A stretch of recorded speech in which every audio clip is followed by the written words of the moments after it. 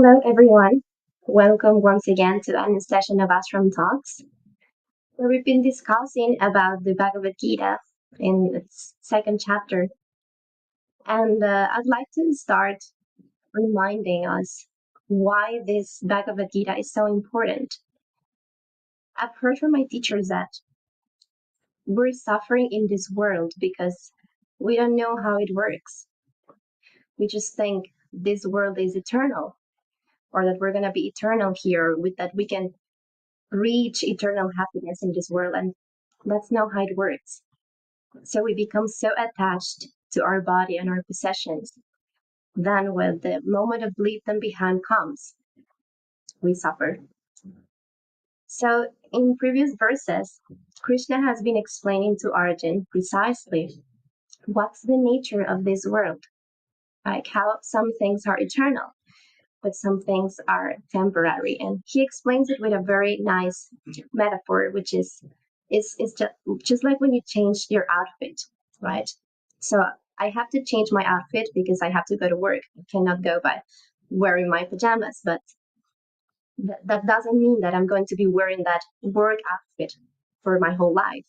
So at some point, I have to change it again. And that's the same way how the soul changes bodies. It's like changing outfit. But the soul remains eternal, and it continues life after life. So he has always been explaining that beyond being eternal souls, we're still connected to this world through activity, and we still have to perform our duty. And today we're going to start talking about what happens to the results of those activities. Like, are they destroyed with the body at the moment of death? Do they follow us, the soul, to the next life? Or are they different types of results? So to guide us through these questions, I'm really happy to welcome Madhu to our session today. We're going to be discussing the topic of the indestructible fruits of yoga.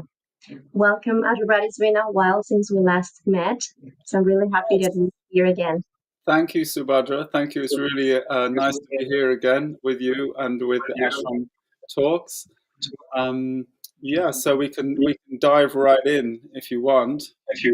Yes, of course. Today's class, or today's talk rather, is the next verse in Bhagavad Gita. If you've been following along previously, we're up to chapter 2, and today we're talking about text 40. So this is a very amazing text in which Krishna, he begins to teach the secret of how to work or how to act or move or operate within this material world without becoming entangled in reactions, if you like, or good and bad reactions, or as some of you know it by the word karma. So he begins this kind of teaching. So stay tuned, because it's a really good one, and it's something that you can't hear really anywhere else except for in the Bhagavad Gita. So it's the subtitle of today's class is the Indestructible Fruits of Yoga. The fact that the practice of bhakti yoga yields indestructible results, and even the smallest amount of this yoga practice can free us from the greatest type of fear within the material world. So this is the verse here, and this is from the Bhagavad Gita as it is by Srila Bhaktivedanta Swami Maharaj, Srila Prabhupada.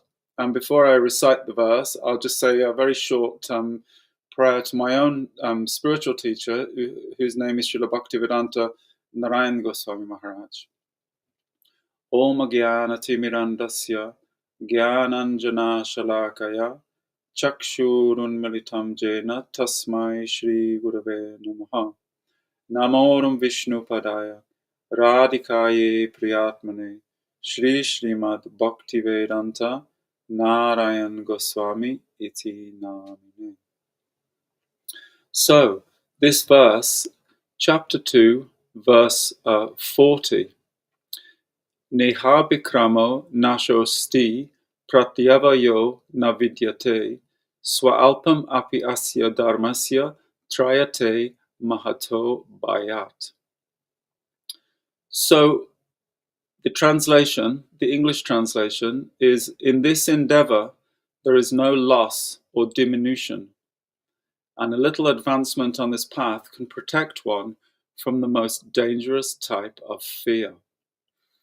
So this is Krishna, is beginning to teach Bhakti Yoga step by step. So in today's class, we will discuss three things from this verse. So what is the endeavor or the practice that Krishna is referring to in this verse? Because he says, in this endeavor, there is no loss or diminution. So this endeavor or practice Krishna is referring to when he's speaking to Arjuna, that is yoga. Or more specifically, which we'll discuss a little bit later, but not in too much depth because the whole Bhagavad Gita really is a discussion on this topic, that is bhakti yoga, or the yoga of devotion. So that's the first thing we'll discuss. What is this endeavor and what is this bhakti yoga? And then the second thing, so by endeavoring in this way, in other words, by practicing this type of yoga, then there is no loss or diminution. So diminution is not a commonly used word, and I even had to look up how to pronounce it, and I believe that's the correct way. It means that there is no, that it cannot fade or be lost. So yeah, so in other words, the result of such a yoga practice is that it's never lost or destroyed. In other words, the fruits of this type of yoga, they are eternal. So within this life, and also if you've been listening in previous episodes about transmigration of the soul, so therefore future lives, this practice of yoga is never lost or destroyed. So this is the second thing we're going to discuss. And the third thing, that is that even a small amount of effort towards this yoga path, it relieves one from the greatest type of fear within this world. So this is the promise of Krishna within this verse, that if you even do like a very small amount of this yoga practice, that we can become free from the greatest type of fear, Krishna says. So we're going to discuss a little bit what is that greatest type of fear and how it frees one from that.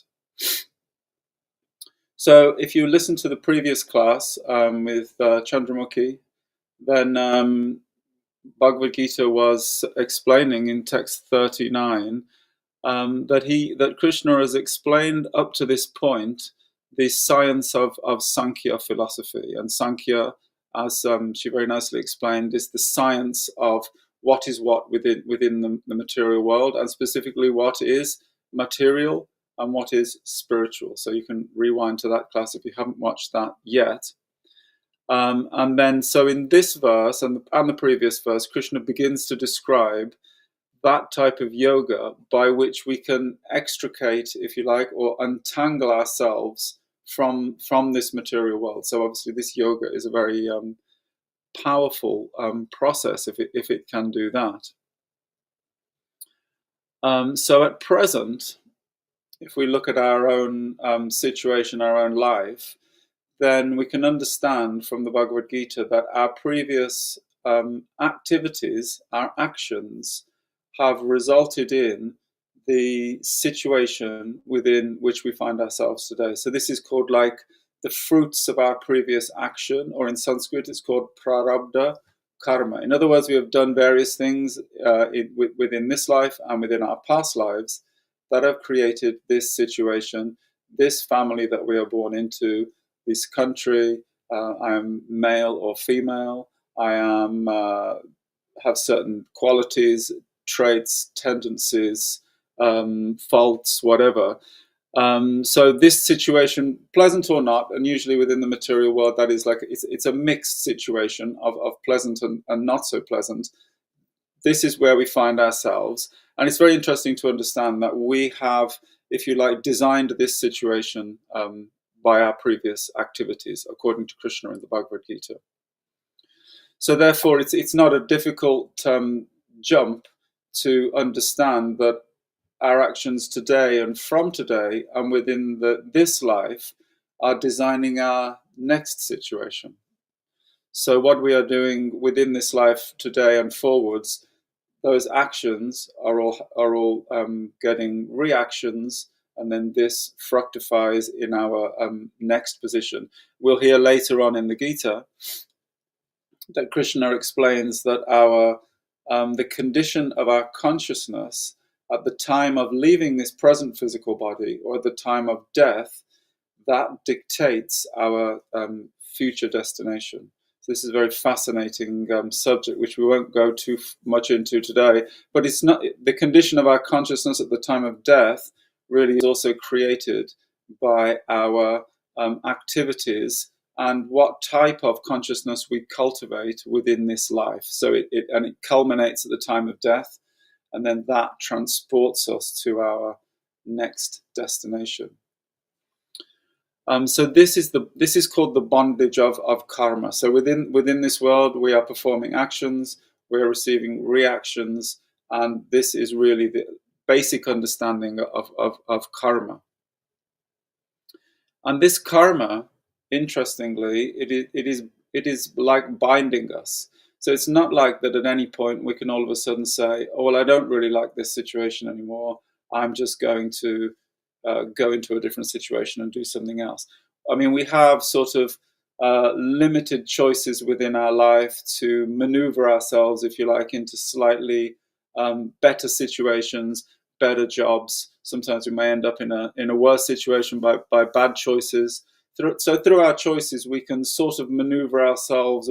There's a little bit of wiggle room, we say in English, to go into better and sort of slightly worse situations. But really, the construct of our situation, it remains pretty much fixed. So, this body remains fixed, in other words, and those things which are connected to this body, that remains fixed.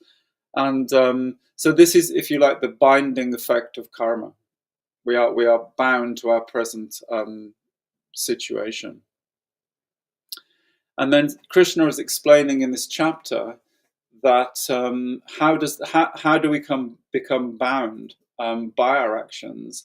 That is because we are acting with a desire to enjoy the results or fruits for ourselves or for our own situation, maybe for our own family or for our own direct kind of. So because we have this kind of, if you like, a selfish desire to enjoy the fruits of work, then that work that we are performing becomes binding. And it keeps us within, as we've discussed before, this cycle of birth and death, otherwise known as samsara. So birth, death, and transmigrating between different types of bodies, different types of species, and different situations.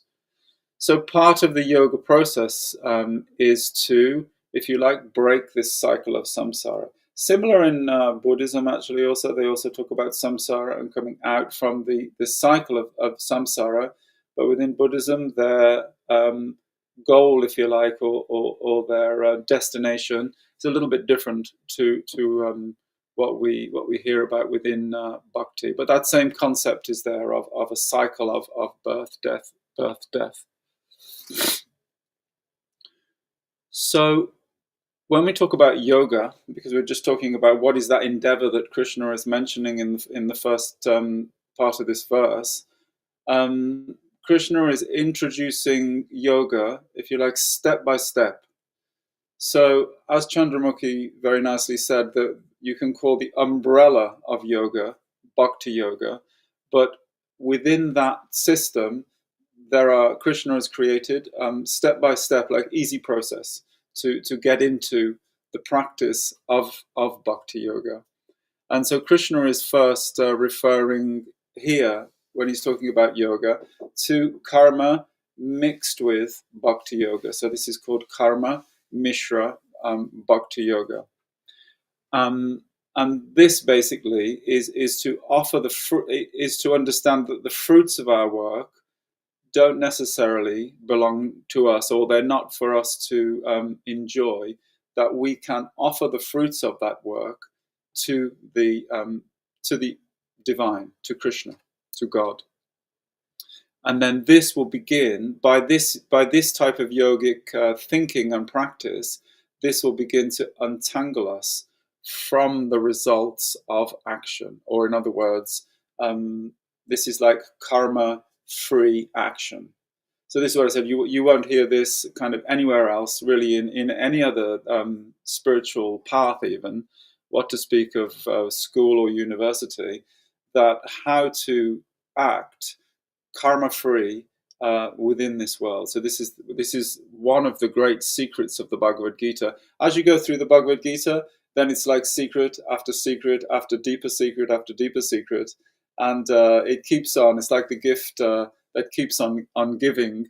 And as you read the Bhagavad Gita again and again and study it more and more, the more these things come out and the more they become relevant to ourselves personally. So Krishna begins to discuss selfless action offered to himself, really, or to the divine. But we can say that yes, okay, we're offering the fruits to Krishna, or we're offering the fruits to we don't want to enjoy the fruits. But in some ways, this is like an impersonal concept, because it's like we could just walk up to somebody and give them something without any feeling because it might help them, and then just walk away. So what we want to do is to offer the fruits of our actions and have some positive intention, if you like, or positive emotion behind that. And that is the concept of bhakti yoga, or devotion. So we are not just giving up our fruits of action to Krishna, but we're doing it with love or with devotion. So that's when I say that bhakti yoga is like the umbrella for all these other types of yoga, that devotion or love should be there within any type of yoga. This is the sort of engine or the power and the positive intention behind all types of yogic practice. And without this, then it's really more of a sort of transactional activity. So you see with it, sometimes somebody may become a multi-billionaire and they think, oh, well, I better, this may give me some bad reaction in the future, hoarding all this money and just enjoying it for myself. So I know I'll set up a charity, and I'll give some money over there, and I'll give some money over there. A little bit like, the concept of carbon offsetting. So one factory produces a lot of pollution, so then they go to another part of the world and they plant a forest to sort of offset, but they carry on doing all the pollution. So it's not that we're just giving up the fruits of action without any emotion behind it. There should be some love and some care and some devotion, and that is bhakti yoga. So this is the beginning of the cultivation of a selfless yogic practice, and that is what Krishna is advising Arjuna to do. So a good example here, we can think about cooking and eating.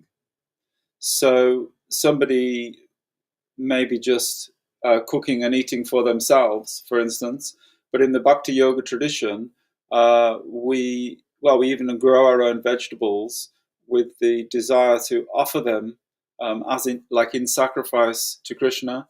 Then we cook them nicely, and then everything that we cook within the Bhakti Yoga tradition, we offer first to the divine. Like we make like a sacrifice or an offering, and then once that's been offered first to Krishna or to God, then only we take what we call prasad, or mercy, or remnants. So this is a good example about how not to be attached to the fruits of our actions. Because if we're only cooking and thinking, oh my God, this pizza looks so good, I'm going to immediately, as it comes out the oven, just eat it, then no, we're actually cooking this nicely for Krishna, first offering it to him.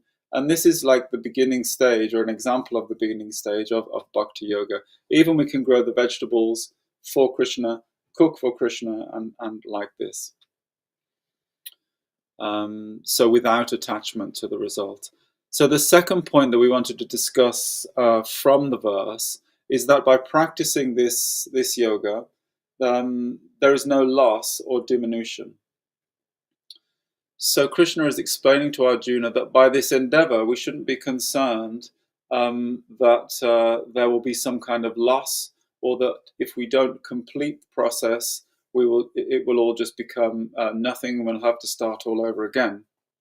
Because our experience within the material world is that material endeavors, or endeavors that are related only to this body and mind, they are subject to loss. In fact, they're always subject to loss, you can say, because even though, say, somebody accrues a lot of wealth over time and creates a very nice kind of seemingly stable situation of opulence for himself and his family, so that person, him or her, they must at some point leave that situation and leave that body.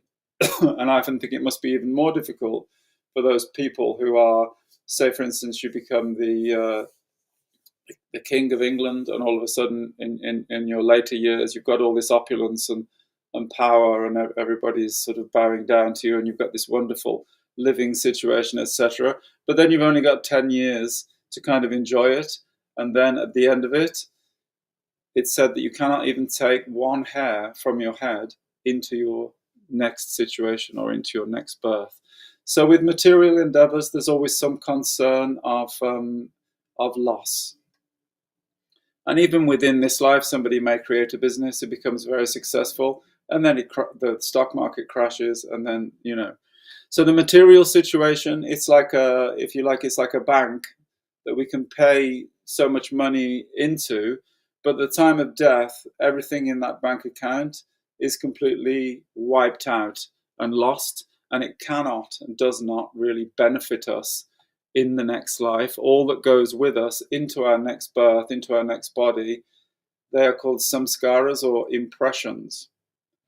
And we can understand from our present situation that mostly not even the memories of our past life or this present life, what to speak of wealth or anything like that, that we endeavor tirelessly for, none of that goes with us into our next birth. We arrive again in baby form, naked, with empty hands, like this. So Krishna is explaining that by this bhakti yoga, the endeavors in yoga, they are not subject to loss or diminution like the material situation.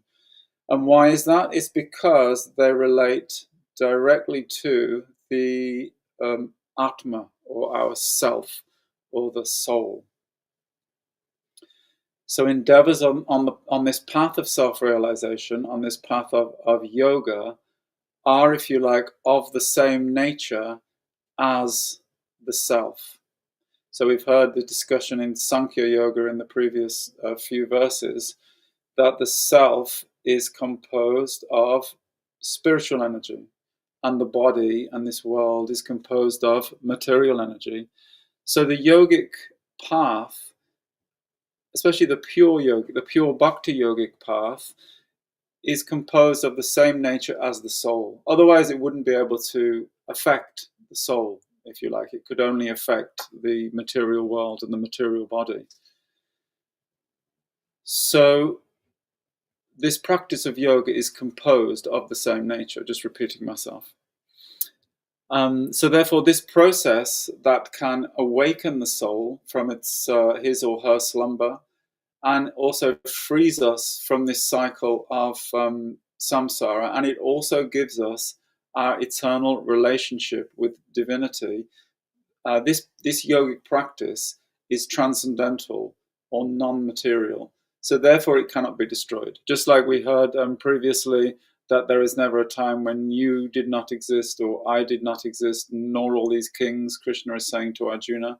So in the same way, the process and the fruits of the process of yoga are eternal, like this. So they will go with us, actually, into our next life. So if somebody, Srila Prabhupada explains that if somebody begins this practice of yoga and does not complete it within this life, which is quite likely, actually, because you might come to this path quite late, or you may become distracted, or go away from the path for some time, come back.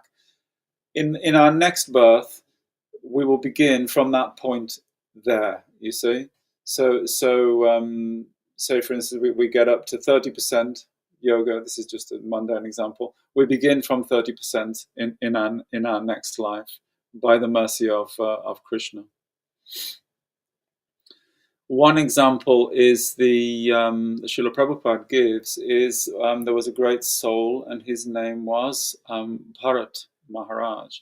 So Bharat Maharaj was a great king thousands of years ago in India, and this pastime is given in the Srimad Bhagavatam, Bhagavad Puran, which is a good side study, if you like, to the Bhagavad Gita, because it's the discussion of all the different devotees of Krishna. So Bharat Maharaj, he was a great devotee of Krishna, and he had developed his yogic practice to actually a very high level. And then what did he do? He went to the forest to meditate for the last part of his life, so that he could leave this body and this world in a very highly conscious and spiritual state. But then this baby deer started coming and sniffing him while he was doing meditation. And this baby deer was so cute that he started looking after this deer, and he started giving it some grass and playing with it and petting it, and became very much attached to this deer. So in a way, he forgot a little bit about his yogic path and became more focused on the deer. And you can read in the Srimad Bhagavatam, he even composed wonderful verses about these, started to glorify the deer in this way. So then at the point of death, then it was necessary for him to take birth again, because he was attached to the deer. And he actually took birth in the body of a deer. But his yogic practice from his previous life was carried into his life within the body of a deer, and he still retained all of his spiritual understanding, and he was able to get some very good association of sadhus as a deer. He used to stand outside the hut of the saintly people and listen to them speaking, and in this way he still made some spiritual progress. And then in his next life he became Jad Bharat, who was a great Mahabhagavat devotee. So this is just a small example of how the results of our yogic practice, they're never lost, even though we may deviate or we may not complete the process. So the third point that we wanted to discuss within this verse is that even the smallest kind of effort or a beginning on this path of yoga can save one from the greatest type of fear. So this is quite a claim and quite a promise, because we know what kind of fear can exist within this world. So what is fear actually? Well, it's an interesting question, and this is also explained in the Srimad Bhagavatam. There's one verse, Bhayam Dvitya Abhiniveshita Syad. So this verse is explaining that fear arises from misidentification with the material body. So when the eternal soul identifies with the temporary material body, then fear arises, because the body is temporary and subject to old age and disease and ultimately death. So this is really our attachment, and our misidentification with the material body creates this type of fear. Body is finite, the soul is eternal, and therefore we fear the death of the body. And most people think, especially in this day and age, that death means like non-existence, that we cease to exist after death, basically. Like basically this life is it, and that after this there is only non-existence or darkness, and people cannot imagine what may be beyond that. So this is the greatest type of fear within this material world.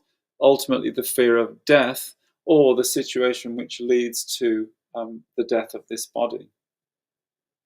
And for those with a little more knowledge, for those who understand that we are within a samsaric cycle of birth and death, this is also a great type of fear, because if we think, oh, well, I'm just going to continuously take birth, have a life, and die, and then take birth, and this is going to go on forever and ever and ever, this is also kind of quite fearful.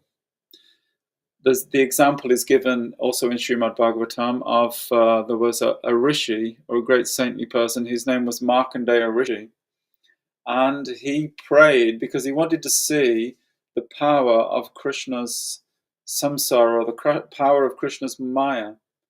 So he prayed that he could live an extraordinarily for an extraordinarily long time, so that he could see the process of creation and dissolution of the material world.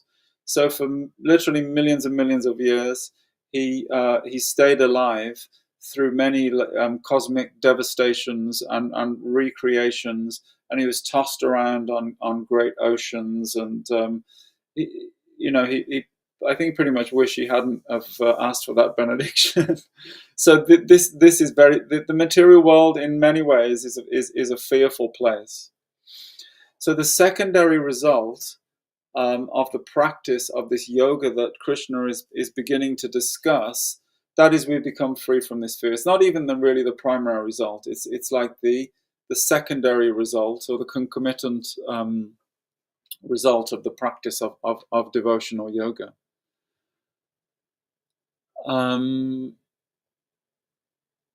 So firstly, within this body and this life, we understand that death isn't the end. So maybe it's just a theoretical understanding from reading the Bhagavad Gita, and that this life and being on this path is like a step within our advancement, or our evolution towards spiritual consciousness. And that generally the mood amongst many monks and sannyasis that I know is that, well, we're not really too worried about the time of death, because this will actually bring us closer to a situation that is more favorable for our spiritual practice. We may take birth in a place with far better association, with a better beginning in life, this type of thing. So therefore, this fear of death is dissipated, and then ultimately the practice of yoga that frees one from the cycle of birth and death, as we've discussed.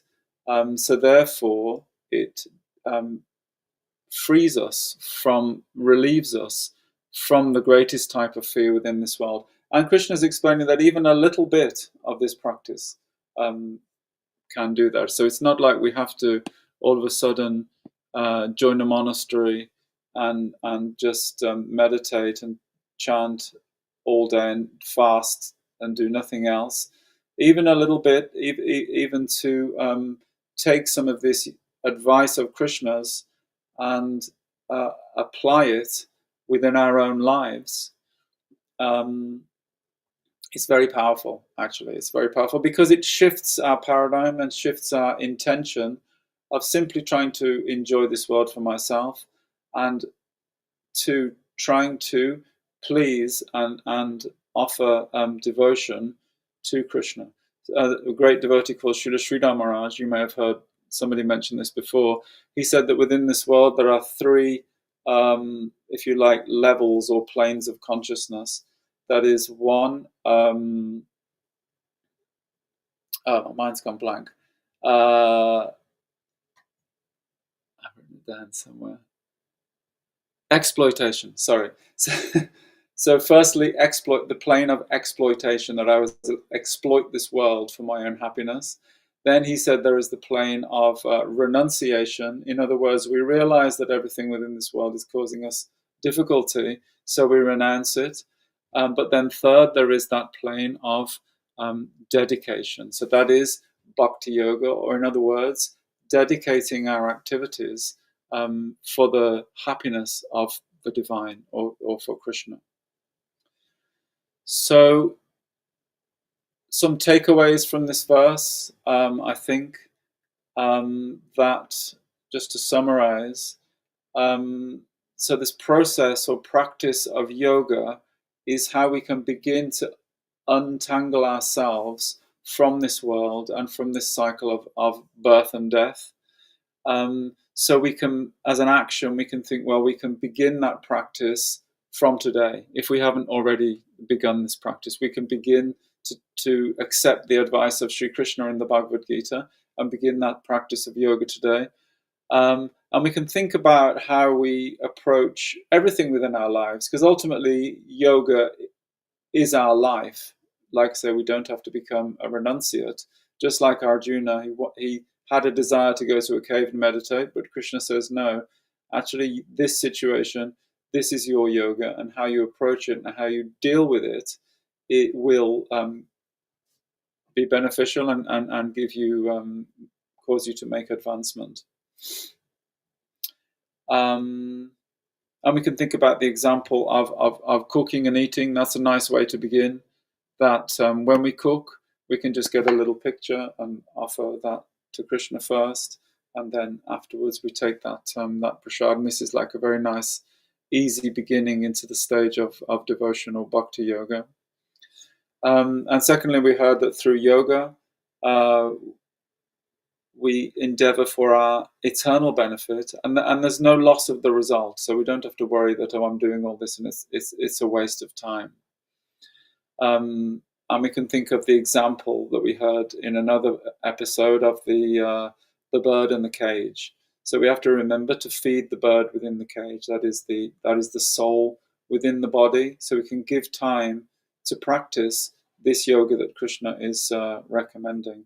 And therefore, even third point was, even a little of this yoga practice can relieve us from the greatest type of fear, and that is misidentification with this body and remaining within samsara. So we shouldn't worry that our efforts are minimal. We should make little steps onto the path of yoga, and because this relates to our understanding our true self, and also this study of the Bhagavad Gita. This is part of our yogic practice, because where are we hearing all this advice from? That is directly from Krishna within the Bhagavad Gita. So this hearing practice is very important also. So I'm going to conclude my my talk for today on the indestructible fruits of yoga. So I'd recommend that you go, if you don't have one already, you can obtain this Bhagavad Gita by Srila Bhaktivedanta Swami Maharaj, Srila Prabhupada, and do some background reading yourself. And so, Subhadra, anything to say?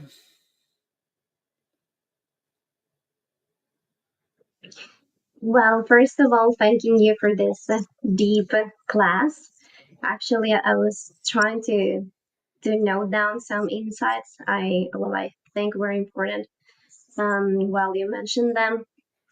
And well, there's one in particular I'd like to ask you about, and like the core of this topic was like, while our material identity and possessions are lost at the moment of death, just like when you make the example of the king, like he loses his position in the next life, or how Bharat Maharaj had to take birth as a deer after being a renounced yogi with a very strict practice.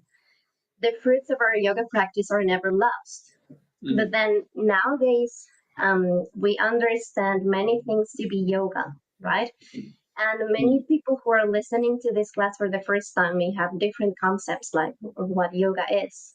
And maybe they aren't familiar with the idea of offering things or offering our actions to Krishna, or they might be from other religions. So for these people, how can they understand what the concept of yoga is? What is Krishna talking about when he says yoga?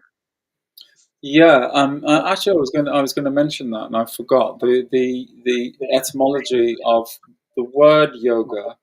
That is like to join two things together. So we can see that within all types of religion, that really the whole point of it is to connect ourselves, the individual, with God or Allah or Jah or Bhagavan or Krishna, or that is. So yoga really is that devotional connecting process ultimately. So this is true really for all. We try to see, even though I follow this path, I can see the commonalities between all types of religion. And I still we go to our local church sometimes for like carol services, and you can see the devotion within people. It's like a natural tendency that comes out within religion. And for those who are following, or say going to yoga classes, mostly I think they know that there is a philosophy behind that yoga as well. Because mostly people, when they go into a yoga class, like an asana class, they are practicing some form of Ashtanga yoga. And the process of Ashtanga yoga was written down by, what is his name? Can you remember, Subhadra? Um, Patanjali, is it? Yes, Patanjali. Yes, yes. So if you go online, you can buy a very nice edition of this Patanjali's Yoga Sutras, and it's written with an element of bhakti and devotion within it, and it's very interesting as a companion. If you're only going to the yoga studio just to get like lean and great abs and that kind of thing, it's very beneficial to also um, simultaneously read the philosophy behind yoga, because asana yoga really is only one step, because Ashtanga yoga means eight steps. So asana yoga is only one of those steps, and really, as Patanjali explains, that it makes the body very supple, so that one can sit in meditation for hours and hours and hours and hours. Really, this is the point of asana yoga. It's not to get a great body, although it's good to keep the body healthy. So I would advise anybody, read Bhagavad Gita, obviously, because this is a yoga text, but also read this Patanjali's Yoga Sutras, because it's very interesting, and it discusses many of the same principles that are discussed in the Bhagavad Gita, but in connection to what we understand to be yoga in the 21st century. Okay, thanks so much, Madhu, for your answer. I hope it's helpful for all of our audience. Also, before we go, I'd like to share this comment by Colleen, who's always joining us in every session. She says, "Thank you for the amazing class, and I love the concept of finding the wiggle room." Okay, good. Yeah. We have a little bit of wiggle room. So, and we have our choices. So our choices are very important in this world. What we choose to do within every moment is how we move through this life. And although we are in a way sort of locked in by our karma, by our choices, by choosing to do something, say, spiritual rather than very mundane, we can cultivate a better type of consciousness. So thank you, Subhadra. Thank you. Well, as you said, our actions within this life are designing our next situation. So I love those words. So thanks so much Thank for you. sharing. And well, hope to see you soon in the next class. And everyone, thank you. Yes. Thanks so much for joining today. Remember that if you haven't seen our past episodes, you can do it here on our YouTube channel. And you can always catch our live sessions every Monday at 7:30 p.m. EST and Thursdays at 8 a.m. Also, I invite you to follow us on Instagram at Ashram Talks ENG, because there we share more content on these spiritual topics of the Gita, as well as addressing questions that you might have at the end of the sessions. Also, don't forget to leave your comments here with questions, with anything you want to know, because our speakers are going to be more than happy to address them in next classes, or on some reels and content that we create for you on our Instagram account. So thanks everyone once again, and hope to see you in the next session. Goodbye.